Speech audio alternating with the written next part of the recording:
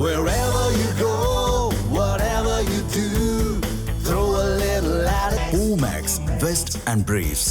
ஆசிரியர் தகுதி தேர்வு முடிவுகளை வெளியிட இடைக்கால தடை விதித்து சென்னை உயர்நீதிமன்றம் உத்தரவு பிறப்பித்திருக்கிறது. இது தொடர்பான மேலதிக விவரங்களை எமது செய்தியாளர் செந்தில்குட்டி வழங்க கேட்கலாம். செந்தில்குட்டி, இந்த உத்தரவு தொடர்பான முழுமையான விவரங்கள்.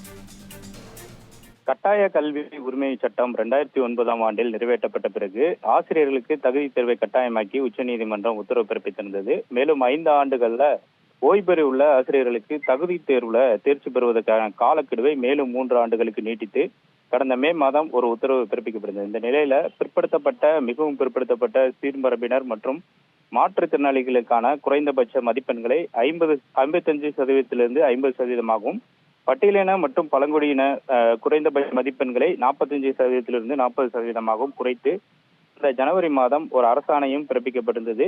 இதுபோல பொது பிரிவினருக்கான குறைந்தபட்ச மதிப்பெண்களை 60% 50% குறைக்க கோரி கடந்த 2010 ஆண்டு நியமிக்கப்பட்ட பொது பிரிவை சார்ந்த ராமகிருஷ்ணன் உள்ளிட்ட 3 ஆசிரியர்கள் சென்னை உயர்நீதிமன்றத்தில் இது தொடர்பாக வழக்கு தொடர்ந்திருந்தார்கள்.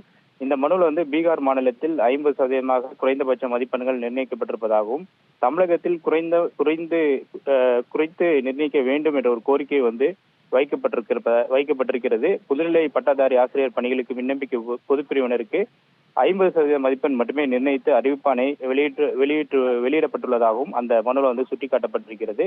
மேலும் இது தொடர்பாக அரசுக்கு விண்ணப்பத்தை அளித்தும் இதுவரை எதுவும் பரிசீலனைக்கு எடுத்துக்கொள்ளவில்லை என்றும் குறைந்தபட்ச மதிப்பெண்களை 50% குறைப்பது தொடர்பாக பரிசீலிக்க உத்தரவிட வேண்டும் என்றும் அந்த மனுவில் கோரிக்கை வைக்கப்பட்டிருந்தது. இந்த வழக்கு நீதிபதி PT ஆசாம் முன்பாக விசாரணைக்கு வந்தபோது பொது பிரிவினருக்கான தகுதி மதிப்பெண்களை குறைப்பது தொடர்பாக கொள்கை முடிவு எடுக்க உள்ளதாக தமிழக அரசு தரப்புல ஒரு விளக்கம் அளிக்கப்பட்டது.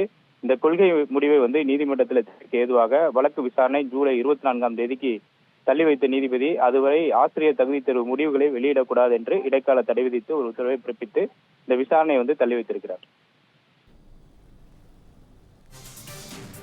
விவரங்களை வழங்கியமைக்கு நன்றி செந்தில்குட்டி. இந்த மாதிரி யூஸ்ஃபுல்லான இன்ஃபர்மேஷன்ஸை தெரிஞ்சுக்க தமிழ் ஜனம் சேனலை சப்ஸ்கிரைப் பண்ணுங்க.